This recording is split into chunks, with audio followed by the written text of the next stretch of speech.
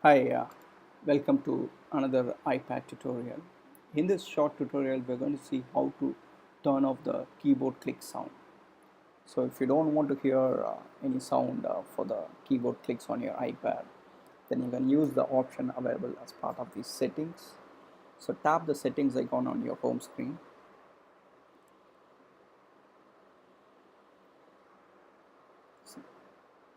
Navigate to the sound settings. Under sound settings, you should have an option called keyboard clicks at the bottom of the list. So you can turn it off by using the switch.